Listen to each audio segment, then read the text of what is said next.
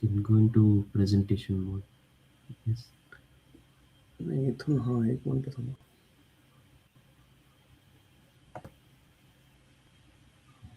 नाही ते जरा हे कापते नंतर जाऊ आपण आधी.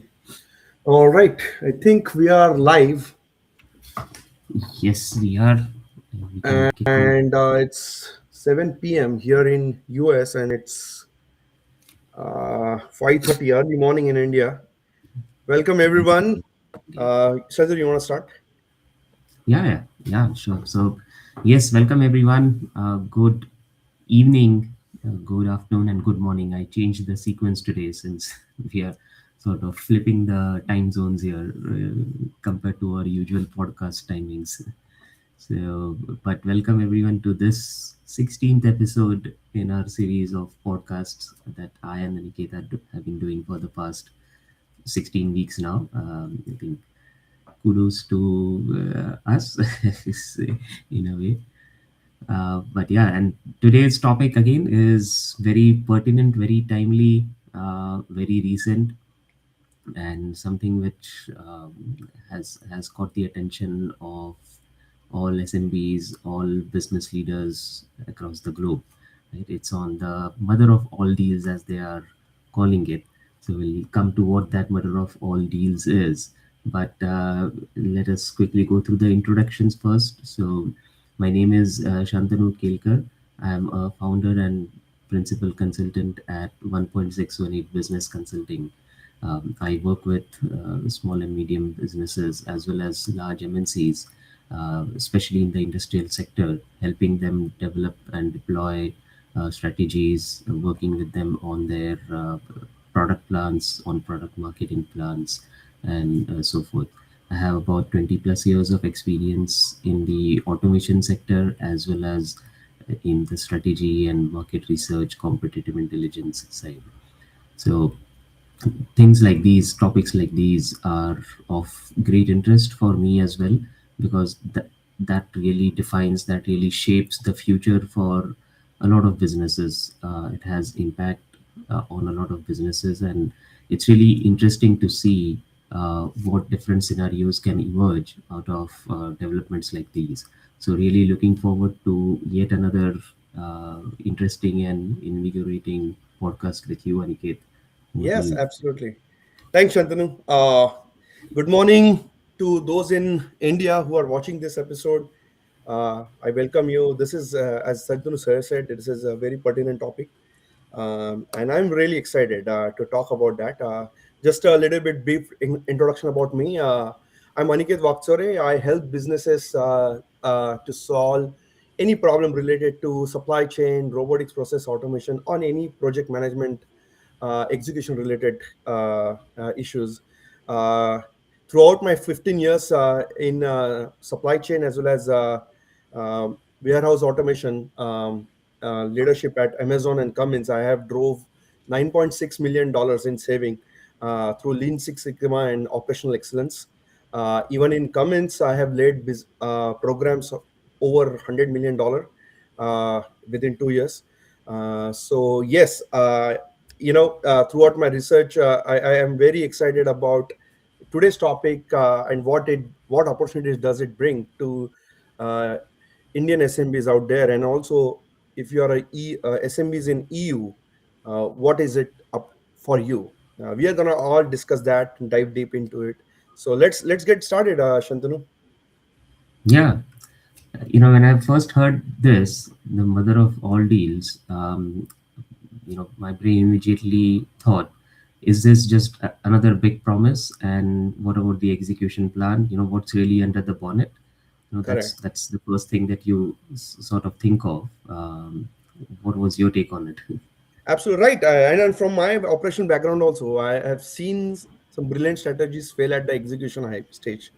So today, I think we are giving you both the strategic opportunity, so called, and then operational playbook to actually capture those, those benefits.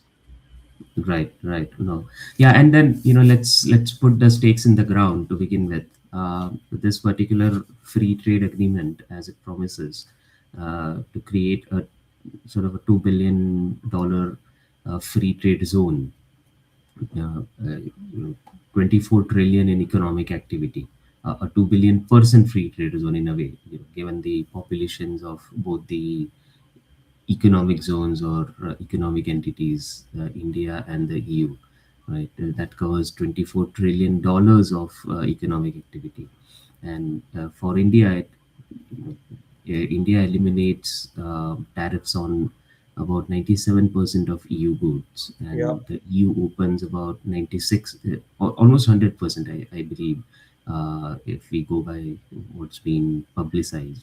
Uh, it opens almost 100% of its market to Indian exports.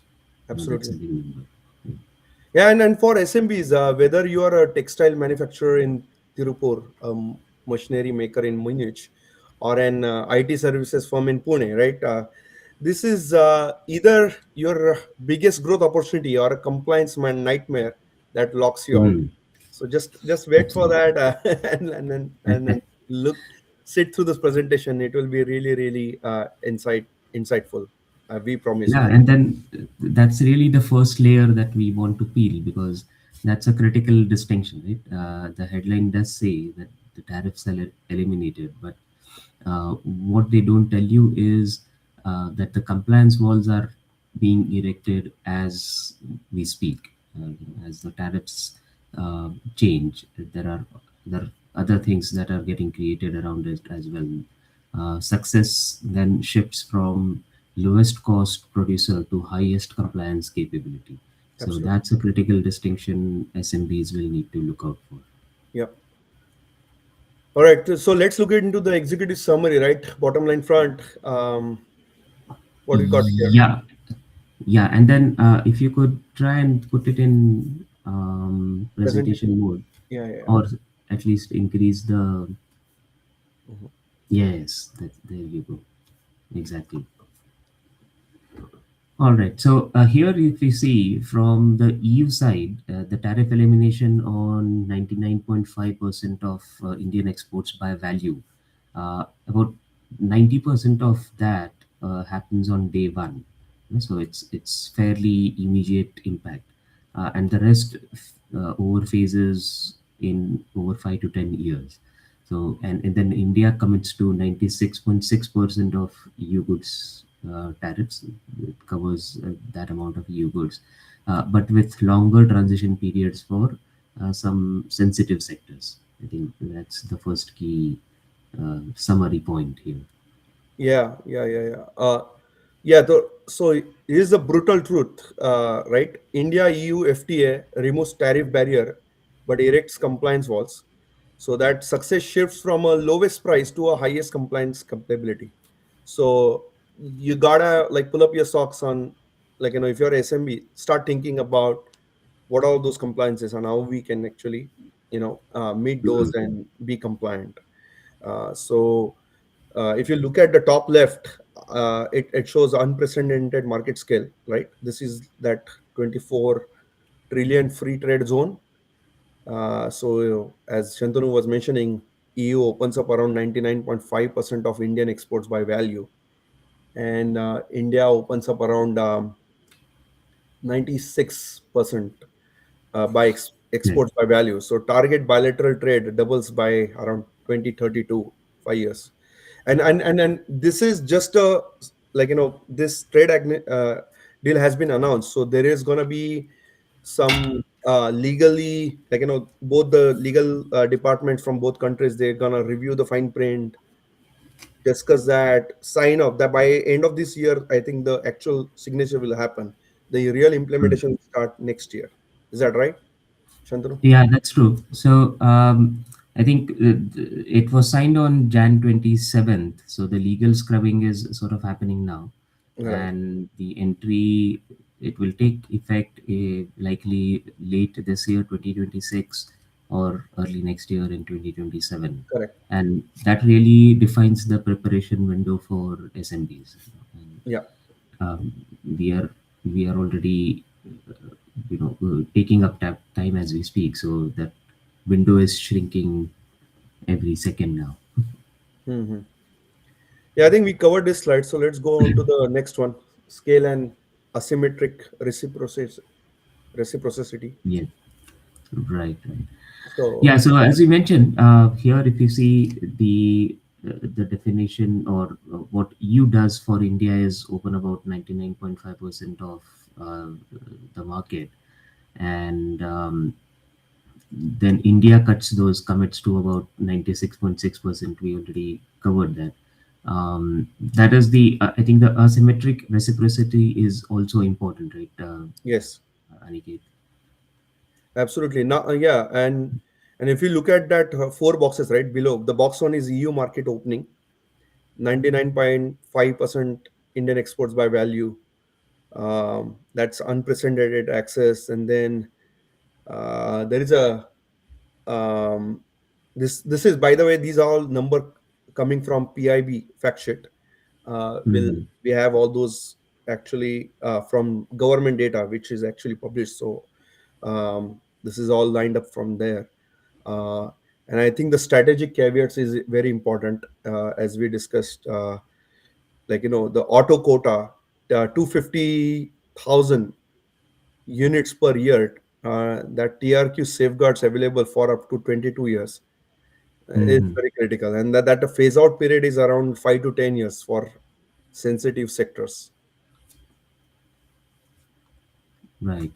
So, if you're an European SMB in this case, you get immediate price competitiveness. Yes, But the smart play then would be is not to flood the market. It's to build partnerships during the transition period. yes, While the Indian manufacturers are investing in upgrades. Right. absolutely. All right, moving to the next slide, 3C framework. Yeah, this is our proprietary framework. Shantanu and I built this specifically for navigating this FTA opportunity. We call it as a 3C framework, basically capture, comply, and compete. Hmm. Right. So we can go through it one by one. So let's see. Capture the first one. I think this is where you identify your window of opportunity. You map your products to 8-digit HS codes. You verify the tariff elimination timelines, which is whether it is immediate, whether it is over 5 years, whether it is 10 years, or what phase it is getting eliminated, and then check quota availability for sensitive goods like autos and agri. Right. I Correct. think that's what is important here. Yeah. So in plain English, figure out where the money is before you invest in Right. compliance, right? Right. Really Exactly. simple. Yeah. Because if your product is in a 10-year phase out, you have more time. But if you are in a textile, let's say, for example, with immediate elimination, you need to move Mm, now. Yeah. You need to move now. absolutely. Then, yeah. You also then need to prioritize your highest margin product segments because Yeah. don't try and get everything EU ready all at once. Really focus on again, the Pareto. Focus on the 20% of SKUs that drive 80% of your margins. Correct.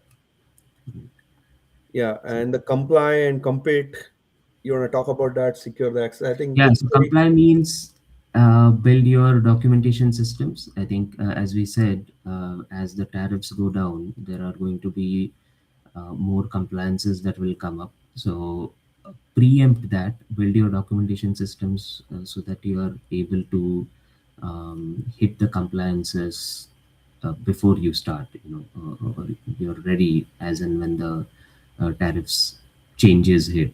They implement the rules of origin tracking, set up emissions measurement systems, execute your data related GDPR clauses, and we'll come to what each of those mean shortly. yes, Obtain your CE rankings or reach registrations as needed. So I think that really the second point here, comply, is the crux of this whole absolutely. story. Absolutely. 100% agree with you. Yeah, the compliance is a way. And the compete, the last one is the compete, which is the scaling the view. Three actions, like, you localize partnership and then Hmm. lock logistic capacity. Then you can deploy talent via the new mobility visa channels. Then you brand on sustainability and reliability credentials. That is also very important. So once you have captured that opportunity and complied with the gatekeepers, you need to execute Mm. at the scale. And that's where it's a $24 trillion market. That means you need partnership. Right. So, and on this side of for the Indian SMBs, that means that they need to find European distributors or JV partners. Yes, Um, and for European SMBs, you find Indian assembly partners or market entry collaborators. The absolutely. FTA would include SME contact points specifically to facilitate this. Yep. All right, moving to the next slide. 9 changes. Uh, let's let's move, cover that one by one. Uh, the so Right. first one is related to automobiles. So the Hmm. pre FTA tariff, it was 110%, right? Post FTA it is 10%. But there is an information icon that says quota limit, right? TRQ of Hmm. 250,000 vehicles per year. Uh, and mind you, it is Even. EV exclusion. So electric Right. vehicles initially excluded from deep cuts to protect the domestic industry. Correct. So, the headlines that would follow based on this will focus on saying that the luxury cars are becoming cheaper for Indian consumers. But for an SMB opportunity perspective, the real story is auto parts in this case. Right? Yeah, Tariffs on components get eliminated over 5 to 10 years. So yeah, that's where you need to calibrate your actions. absolutely. And then regarding the aerospace row 2, the pre FTA was, I think there was tariff up to 11%. Post FTA Hmm. is going to be 0%. So that's very good capture. So check mark, the immediate elimination covers aircraft, spacecraft, and parts. So yeah, Correct. it's a boost And for then MRO it, sector it's in India. exactly. So that's, I think, it's impactful on the MRO side of it. MRO is maintenance, repair, and overhaul, by the way, and that is really the section or the part in the value chain that's dominated by SMBs. Correct. You have the OEMs, distributors, that are the big players out there. But then on the MRO part is where the SMBs are more in number. And in this case, because of this change, the spare parts costs are going to drop significantly, making India a more attractive hub for regional aircraft servicing. And I think India Yep. already is in a way a hub for the marine world as well. Yep. And with this, I think it will also become an MRO hub for aerospace. Yeah, you're right. So yeah, a lot of good news for Indian manufacturing in coming years. So Absolutely. yeah, that's brilliant news. Third one is the alcohol. This one's tiered. So spirits is like 150% to 40%. It's going from 150 to 40. Wine is going from 150 to 20 to 30%, depending on the price point and info Hmm. icon. And then so these are the tiered reductions for wines based on the price points. So the beer duty Hmm. is cut from 110 to 50%. So a lot of teetotalers out there. It's, Might actually turn to this now. yeah, yeah, it's good news for them. So it's for EU SMBs. It's definitely this market is going open. This Correct. big market in India. Yeah, Correct. And I think it might appear as these are luxury goods and not relevant for SMBs, but then the wider impact is on the overall hospitality supply chain, right? So 100%. that's where restaurants, bars, hotels, that's where the SMBs dominate again, that part of the value chain. For Yeah, them, the they're inventory carrying costs would drop. That would be operational leverage. yeah their invest absolutely 100%. Their inventory cost could drop 30 to 40%.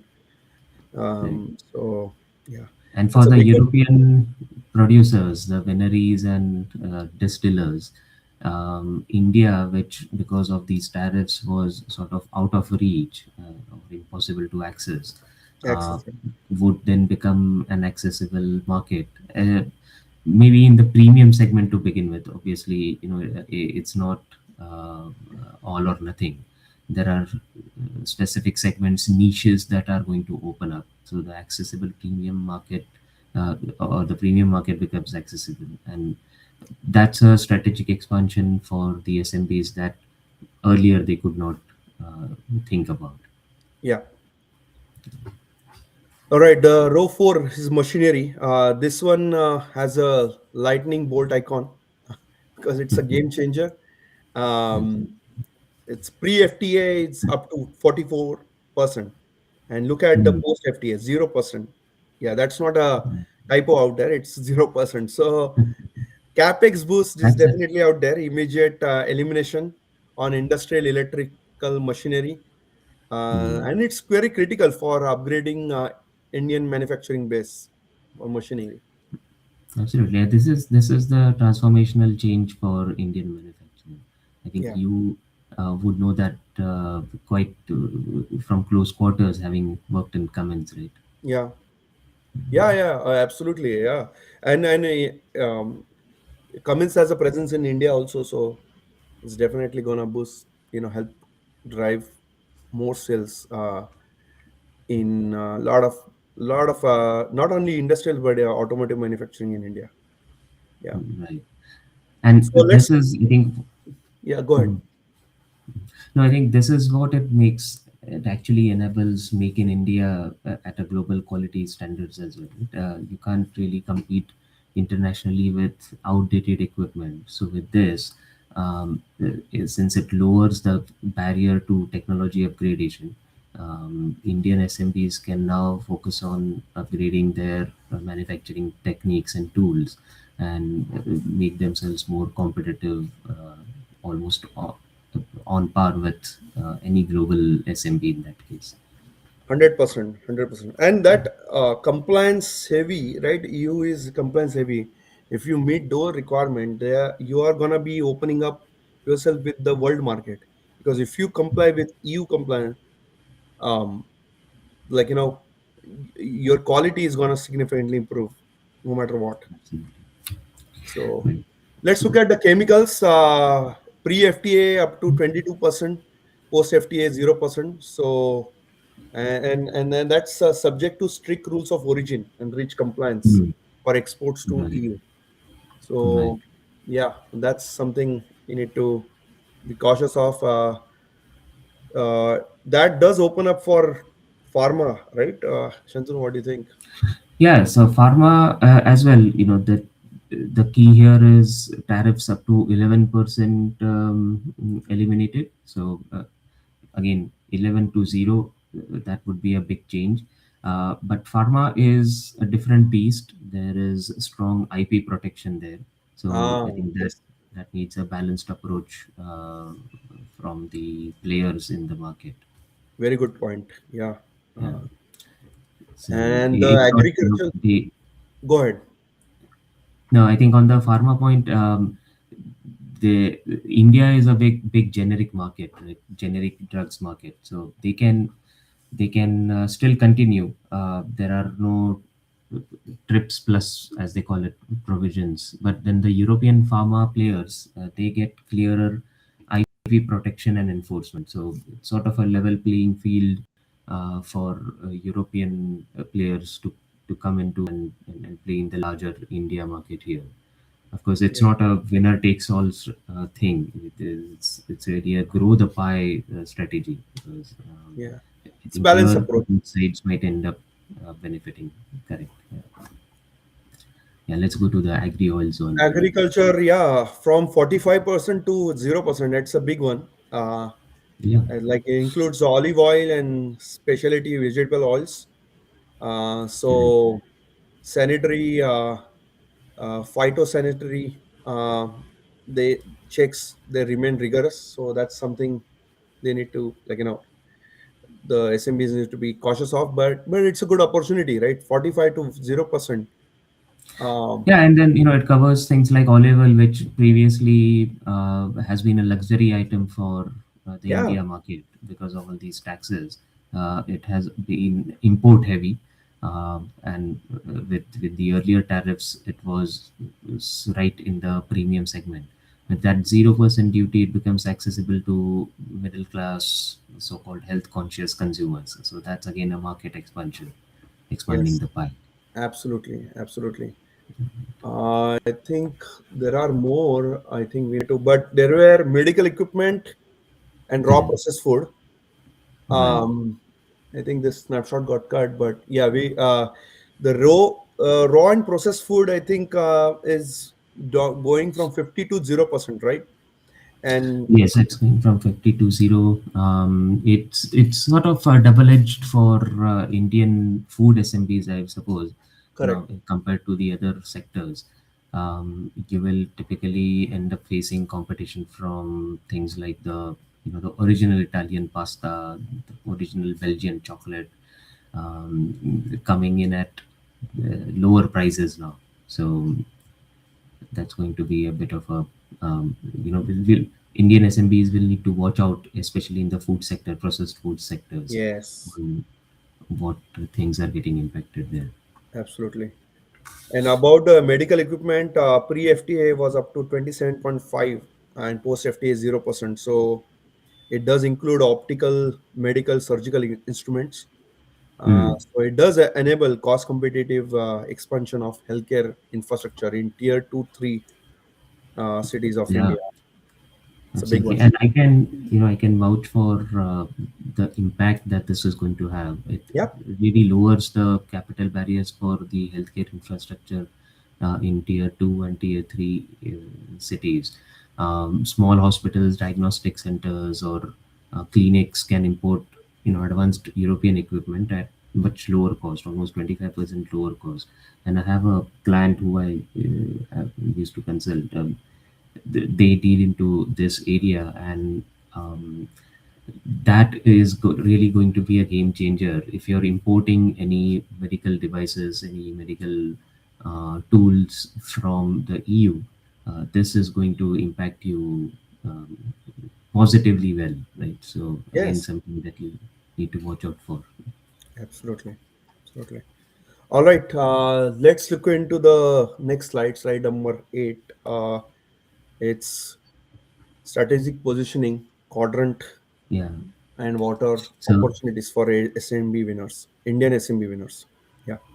yeah, we can, I think these are some of the important sectors again, textile, services. So let's probably look at the textile opportunity in a bit more detail here. I Yeah. think because that's potentially the biggest winner from an Indian SMP perspective. Right? Yeah. So the y-axis is market attack. Essentially, how attractive is the EU market opportunity, Mm. and that Mm. x-axis is the SMB operational readiness. How Right. prepared is the average Indian SMB to execute these opportunities, right? Absolutely.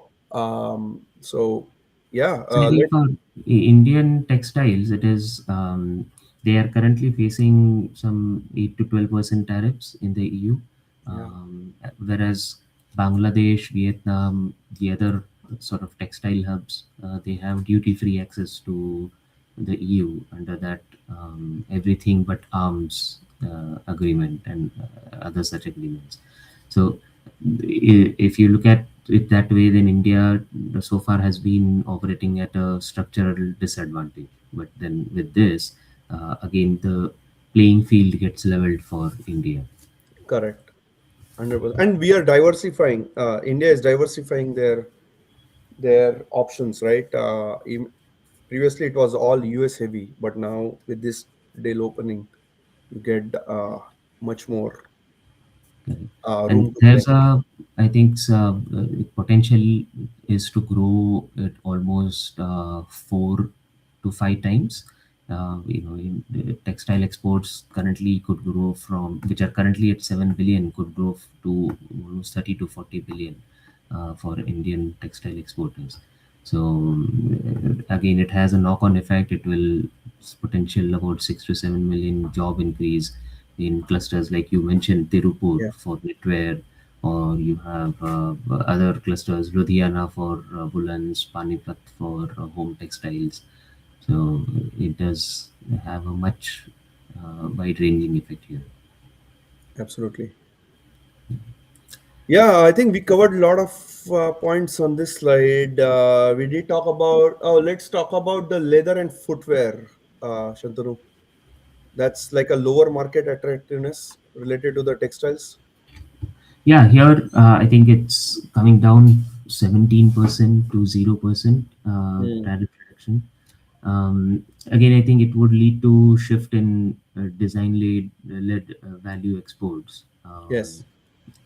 There are clusters that would get impacted. You have Agra, Kanpur, that would really benefit from this. So uh, I think each of these industries is going to have impact on some niches within India, for niches within the Indian SMB sector.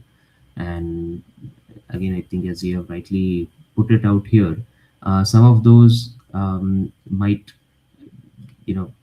need some more time to get operationally ready. Leather in this case, um, the the disparity or the difference in standards is going to be wider at this point.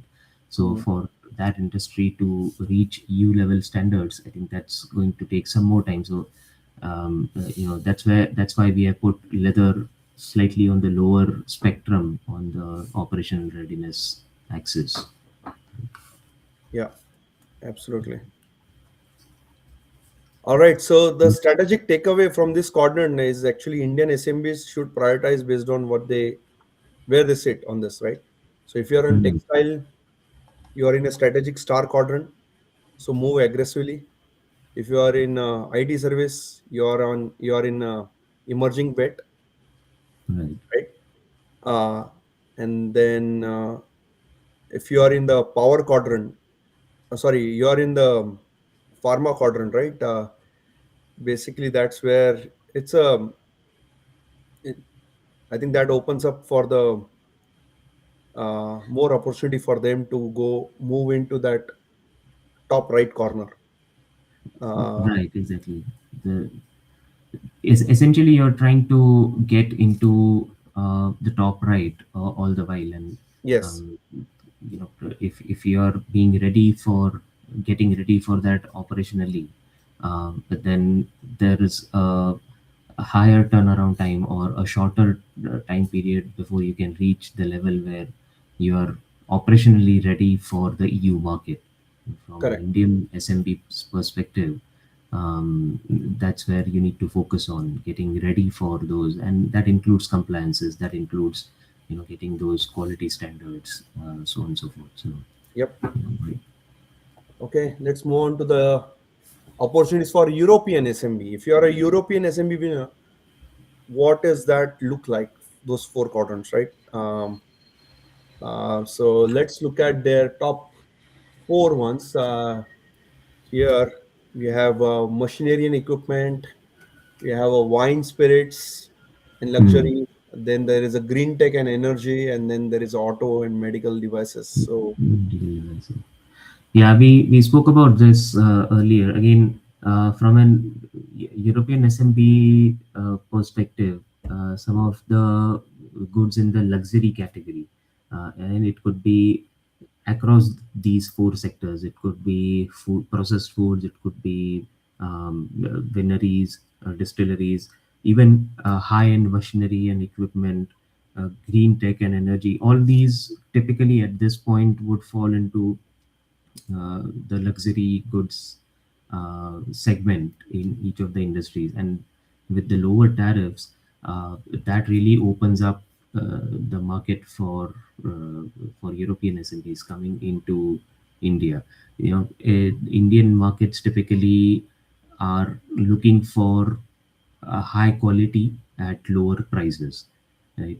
Even though we are calling that luxury segments, they are still a price conscious economic society as a whole. And the tariffs were making it even harder for European SMBs to export, compete. compete in the market, export luxury goods here. But with this change, that really opens up the market quite significantly. Absolutely, absolutely. Yeah. I think one of the thing that um, pops out for me is this. It's a strategic. If you look at it, right, top left strategic bets, there's a high Mm, strategic value, but slower implementation. This is that green mm, tech and energy piece we are talking about, right? It shows 500 million pounds EU funds. Oh, mm. sorry, 500 million dollar euros. Euros, yeah. Yeah, plus EIB support access, right? Solar, wind, Yeah, hydrogen aligned to India goals, and that yeah. aligns with the India goals because India want to be energy independent. They want Mm. to move away from the oil at some point. Exactly. It's lower on the implementation, ease of implementation part, because obviously it's a very capital intensive industry. Hmm. So the implementation timelines to shift from very fossil fuels heavy fuel economy to a green tech economy, that's going to take a bit longer. But massive investments happening. Even India has been investing heavily in shifting its overall energy mix to more of green tech, already achieving I think 10 to 15% of the overall energy consumption to green technology sources or renewable sources. And the targets are very high, almost 50% of the energy consumption India wants to happen from renewable sources. So huge opportunity, but the implementation takes a bit longer Longer. compared to these other industries. So that's where it is on the sort of the lower side of the implementation ease part. Uh, Yes. yeah, But it's definitely an opportunity. I mean, look at, like, it's a strategic bet that India has to take, right? India needs around 500 gigawatt non-fossil capacity by 2030, and that has a $10 billion FDI targets for green hydrogen. right. So Europeans SMBs in renewable storage energy efficiencies have a competitive take. So the implementation requires a strategic partnership, as you mentioned, Shantanu, before, right? uh, Right. and does need some project financing and regulatory navigation. So Hmm. yeah, it does. It is like 2 years, 1 to 2 year timeline, or at least minimum. But yeah, I think we covered most of that. I like this slide for both of them. Like, what are their strategic opportunities? Where are they? Where they're currently positioned, and where should they target going into? Exactly. Yeah. And any SMB looking at this would immediately be able to place themselves on the readiness versus, Correct. potential value generation, creation, axis, and take steps accordingly. Yeah, Yeah. The quick doesn't mean if wins. you're on the lower side, doesn't mean that you don't do anything today. In fact, it means that you do more today so that you are then able to achieve the long term value in that particular sector. 100%. All right, moving on to the slide 10, services and Yeah, mobility revolution. I think that's big for I think India's IT and Oh yeah, knowledge 100%. economy. This is the big one, potentially, as it's as valuable as the goods tariffs. Yeah. Yeah, you want to cover this statistics like. Yeah, so here I think India secured access to 144 EU services subsectors. I think a big boost for Indian services SMBs. That's the most ambitious services commitment that India has ever made. Right? And the provisions here are transformational. Business visitors, for example, here they get 90 days per 6 months for meetings and negotiations, and Oh, no great. work permit required for those short stays. You know, Yeah. that's operationally that's a big positive. Uh, it is. It is. So let me put this into context. India Mm, secured access to 144 EU services subsectors. So that require, like, that considered professional businesses, R&D, education. That's the mm, most ambitious services commitment India has ever negotiated. Period. absolutely. And the intra-corporate transfer is here. As I Yeah, mentioned, the business with it is one. Mm, Managers and specialists, they can stay up to 3 years extendable, with family reunification rights in many member states. So I think what this has done is really gone down to the real pain points. All this in the services industry, where human resources or that capital becomes important. They have really worked on these finer points on what is the segment, or what is the hierarchy in the organization in which you are at, and uh, what amount of time are you able to spend there. For example, contractual services staffs, as it says here, Indian firms that send contractual service staff to EU clients to fulfill those specific contracts, they get 12 months cumulative across 37 subsectors, including IT, engineering, consulting, R&D. Independent professionals get visit visa pathways into 17 subsectors.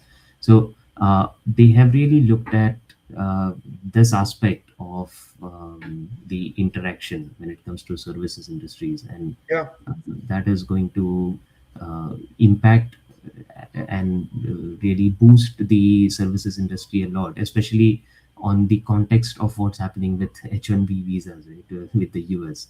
So they have really hit the nail here. absolutely. No, it will open up a lot of opportunities for IT folks, definitely. So look at this timeline for business visitor: 90 days to 6 months. Which require them to attend meetings, conferences. Mm, Then there will be intra-corporate corporation transfers that will be up to 3 years, expatriate mm, assignments, family reunifications, all that. Then there is a contractual supplier, as Shantanu mentioned, 12-month cumulative, which exactly. will require Indian firms sent to EU to execute specific service contracts. And then the Mm, last one is the STEM graduates. mm, If you want to go to EU universities, get a degree, 18-month post-study work rights. This is a fantastic opportunity. So from my supply chain and operations perspective, right, this is transformational. When I was at Amazon, we had consulting teams needing like 4 to 6 months on site at EU warehouses. Visa mm, processing mm, was unpredictable. Timelines mm. varied by member state. Documentation requirements were really inconsistent, but now it is Yeah. really gonna And this standardizes that, right? It really is now predictable, becomes more predictable. 100%, 100%. And EU commits to uniform multi-year work visas and faster processing. So Mm, Indian service firms get predictability that is very good for them. So you can commit to delivery timelines without any visa risk. absolutely. I think one thing that we haven't spelled out on this slide, but I think we'll cover that in Hmm. the risks as well as the GDPR compliance, right? Oh Um, yeah, yeah. that's the big elephant in the room. Absolutely. Yeah, GDPR definitely need to be talked about. I think, let me see if we have something coming up in May. But yeah, yeah, as you identified, it is a big risk there. Yeah, and from a from a business development perspective, that could be a bit of a barrier, because um, a lot of Indian SMBs, they have difficulties complying with GDPR compliances, or the GDPR standards, and it's a big thing, because even I remember in my previous organizations, when we were implementing new projects, and we wanted to reach out to our own customers, existing customers, not even new customers, and we wanted to reach out to our channel partners in the EU. The compliances were very stringent. You could not email to them directly. You could not store their email addresses or phone numbers in your systems. You only had to reach out to them through general media, not targeted, unless they specifically agree to receiving your emails or receiving your phone calls on a one-to-one basis, right? So to do that, even to comply with that simple thing, the SMBs, Indian SMBs would need to prepare operationally. There's a gap there. They would need to prepare well for that. Absolutely. Yeah, for the folks out there who does not know the GDPR, basically it is a General Data Protection Regulation. Mm, Basically, like it governs the organization to like for protecting, handling, and privacy of personal data for EU residents. So EU is very big on that. They don't, let you share anyone's residents' email ID or personal information. So grant, it does mandate strict rules for collecting, using, and storing that data, and mm. then granting individual control over their information. While you require that businesses to ensure security, then there is transparency, and then I think some explicit consent agreement, right? Correct, yeah. And again, it has impact operationally as well. You need to hire a data protection officer. Yeah. There needs to be a specific post of that name who will oversee this GDPR compliance. And you need to implement the 72-hour breach notification protocol. You need to designate an EU representative, a point of contact for the EU. If you don't have an EU establishment, you're only an exporter, but you still need to have one EU point of contact to oversee this specific aspect, the Hmm. data protection aspect. So the compliance requirements are quite high in this Quite case. high, yeah, yeah. And that's why they need to start from now. I think as there is a legal scrubbing happening. I think the Mhm. SMB should use this time to look at what are those compliances, what can I do right now to be prepared to adhere Mhm. to those compliances. So let's look at this slide, slide number 11. I think that does talk about all those challenges. Just Correct. in brief, I know we double click on GDPR in depth, but I think this gives you a overall picture about what are the challenges. um, so yeah, you want to cover one by one, or let me know, like we Yeah, can. yeah. So let's do that. I think the first one here, carbon border adjustment mechanism, again a big one because this, it has been a big one for EU for a number of years now. Again, in my previous organization, when I was working for certain initiatives in the marine industry, they had a big the high compliances, high standards of compliances for the kinds of ships coming into the EU. What kind of fuel are they carrying? What kind of discharges are they going to make in EU waters? So all those kind of things, they monitor very heavily on what's coming into the EU, right? And it went full effect. This particular thing uh, on 1st January 2026, the CBAM carbon tax. And EU importers, because of this, must buy CBAM certificates equivalent to the EU carbon price for embedded emissions in things like steel, aluminium, cement, fertilizers, hydrogen. So, the current EU carbon price is about 88 euros per ton of Yeah, CO2. And and mind you because that Indian this, steel is largely, hmm, yeah, yeah, go ahead, you're right, Indian still yeah, is impacted. it's largely coal based, right? We still, as I said, we still relying on fossil fuels as in the energy mix. Since it is largely coal based blast furnace production, the embedded emissions are high. So Yeah, uh, if you and that's this that's FTA does not exempt the CBM, right? So the EU classified it as a climate measure, not a trade measure. So you correct. gotta, yeah. So it's very strict rules. You have to think about how we can manufacture it without having a bigger impact to the environment. Absolutely. Right. The All next right. one, I think, rules of origin. Yeah. I think we touched upon this briefly, but again, for steel, you need to melt and pour in India. That value addition has to happen either in India or the EU. So Mm. you can't, as in let's say an Indian SMB in the sector, you can't import Chinese billets, roll them in India, and then export to the EU as Indian origin. So the shift here, I think, is not just that you need to show value add in India, but you need to show specific value add, a specific point in the value chain happening in India or in the EU for this to pass the compliance Correct. test. And that's why it requires a rigorous supply chain mapping also. Absolutely. It has impact on textiles as well. It sort of has to undergo double transformation, as they call it, yarn to fabric and then fabric to garment.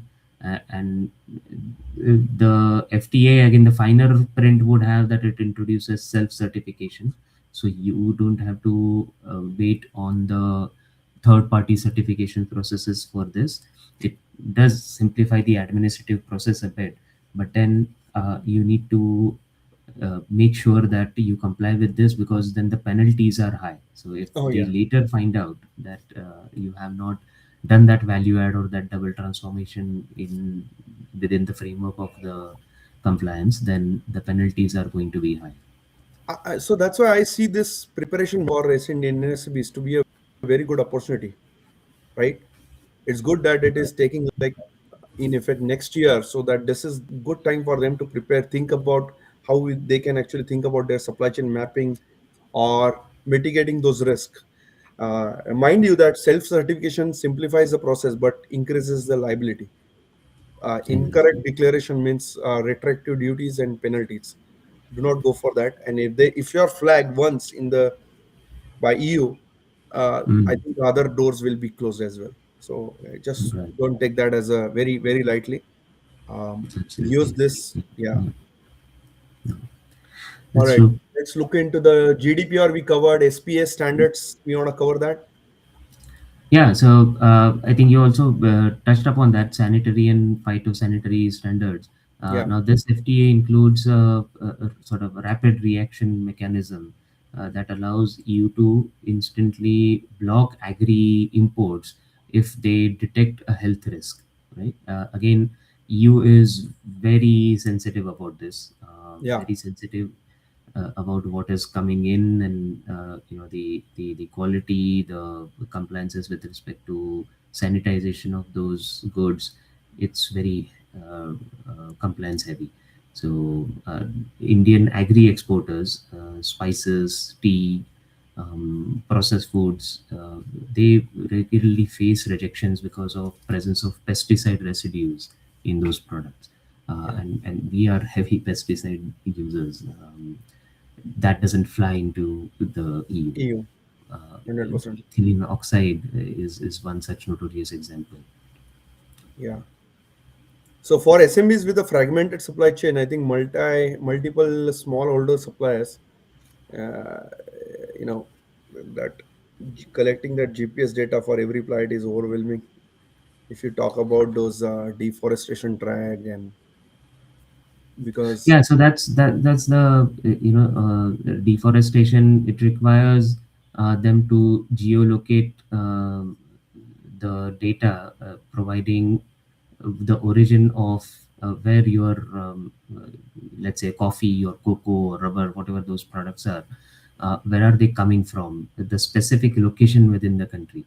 So you need to prove that the products are coming from a land which wasn't deforested after 31st December 2020. So it goes back 6 years. If you have done deforestation and then started production in that particular area, then you won't comply with this requirement. Right? So it's goes down to that level. correct, correct. Yeah, and for this, SMEs have to think about like yeah, it does need a lot of time as well as some capital Mm, requirement. So use some government schemes if you have to raise capital, but use this time, this 1 year, to strategically mm, align your resources to go deep, dig into this. How they can actually comply with these mm. requirements, and think about their supply chain remapping, as I said earlier. Right. That's your opportunity. Uh, the last one Agree. is the due diligence. Due diligence CSDDD. Um, that's also like, the large EU buyers must audit suppliers for human rights and environmental risk. Mm. It's Mm. cascade down to all the SMBs. Right. So uh, that even smaller suppliers here, they would need to provide information on human rights practices, environmental compliances, whether their systems are audit ready or not. So if you're smaller in size, maybe the compliance number of compliances are not that high under the CS triple D, but you still need to have the right documentation for that. correct. But I Okay. think the overall takeaway here is that your compliances, although they are those walls are getting erected as we earlier mentioned, you can actually convert them into a competitive mode. If you start early and be ready for all these changes, um, you can actually use that as a competitive differentiator Correct. compared to the large SMB population that is expectedly going to be reactive to this, not proactive. 100%. So, just watching out the time, we have 4 minutes left. Yeah. We want to cover the checklist. This is very important because that is, I think that is going to be most value add for our SMBs. Um, so here you can see, as Chantun was mentioning, GDPR, data compliance. Think about these data transfer mechanism, governance, structure, incident response. There Mm. are some mandatory requirements that you need to abide. So, and I think GDPR affects mainly on IT firm, IT services. So you Mm. cannot skip that. Uh, you want to cover the ESG? Yeah. So here in this case, yeah. Okay, governance structure. So we already covered that. The governance structure, the kind of structure that you want to have on data protection. Yeah, on the ESG side, it is market access standards. Your registrations, I think the deforestation reg is a big Correct. one because that requires geotagging for all your products.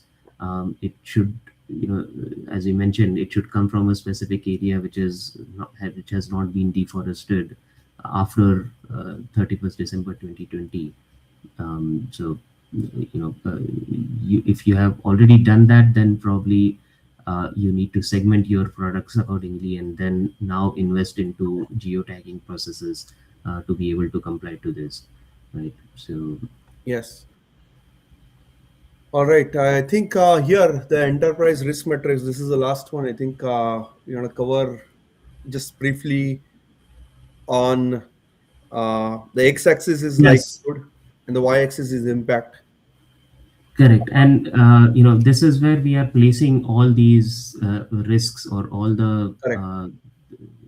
the compliance risks that we mentioned into this into these four zones. Again, if you see on the top right, these are the really critical ones where the likelihood of that impact is high, and the impact itself is going to be high as well.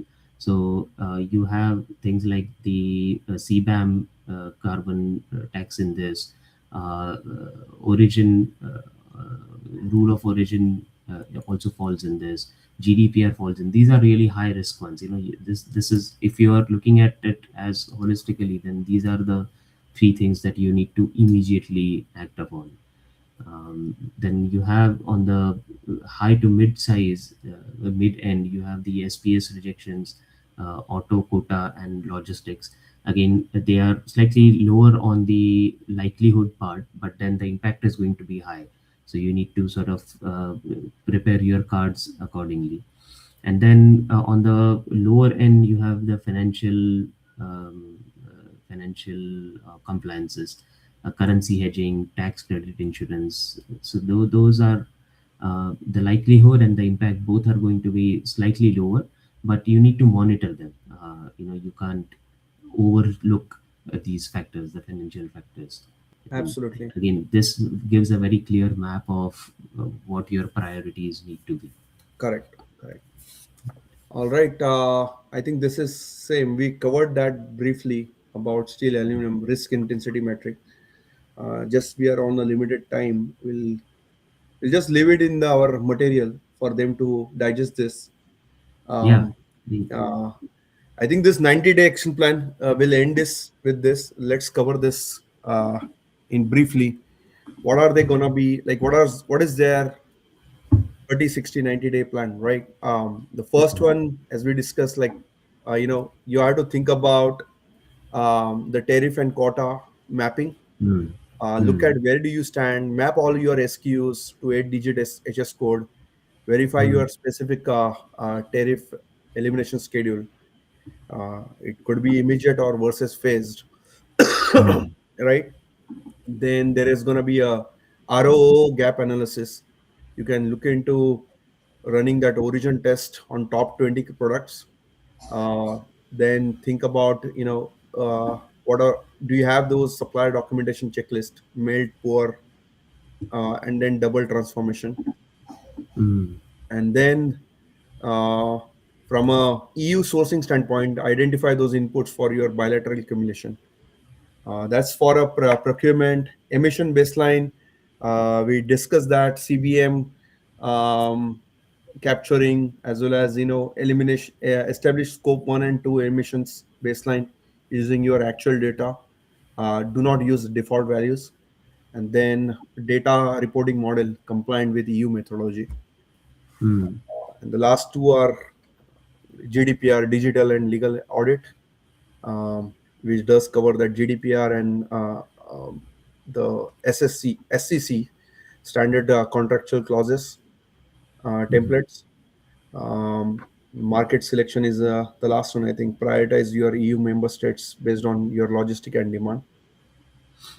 Yeah, So again, I think the outcomes here, if you see, they are going to be long term, right? So uh, yes, this clearly lays out what you need to act on first. It doesn't yes, mean that you will get over with step one. It's not serial, but a lot of these things are going to keep running into parallel.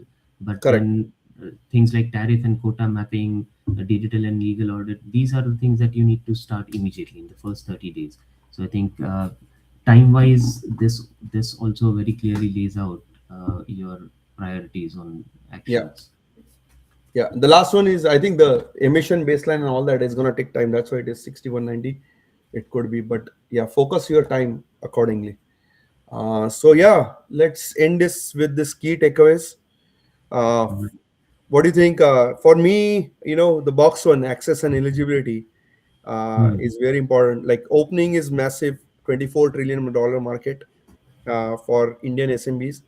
Uh, but the tariffs are replaced by a new gatekeepers. So compliance is a Hmm. big risk.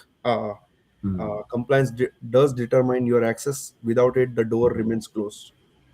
Right. And then, I think overall this deal rewards the preparation. And if you're just going to be reactive to, we'll see, when the tariffs hit or when the actual fine print hits, we'll see how to comply with that. That's not going to work. It will Correct. punish your reactive behavior in a way. Absolutely. Yeah, and we have provided a 3C framework for you guys: capture, Hmm. comply, and compete. Remember that. If you have any questions, please reach out to us.